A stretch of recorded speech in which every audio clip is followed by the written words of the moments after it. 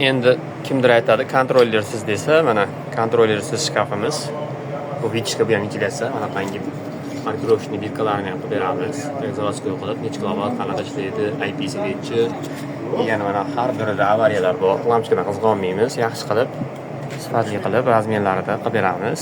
Mana rezinkalar bor. Chekkalarda bu shkafni ham bilamiz, qaydan qanaqa olishdi. Yana orqalari ham chiroyli qilib yig'ilgan. Simlari podключенияsi. Частотник. Avtomatlar.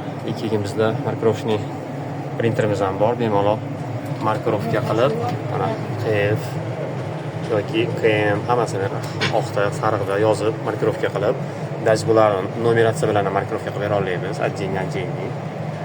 Ularni ham markirovka qilib, частотникni ham xohlasa управление sklemnikdan, xohlasa управление pultdan qilib beramiz. Hozir sklemnik ishlatmaganmiz, faqat pultdan управление. Chunki hozir bu pultni boshqa joyga o'rnatishmoqchi ekan. Bu ham ventilyasiya mana tagida kolodka sklemniklari bilan eng tagida yozuvlari ham bor. Markirovka qilib beramiz. Qaysi sklemnikka nima ulanishini. Bu ham mana 20 o'tlarni berganmiz. Qaysidir ishlatishmabdi. Xohlasa bunga освещение ham qo'yib beramiz. Освещенияsi ham bo'ladi.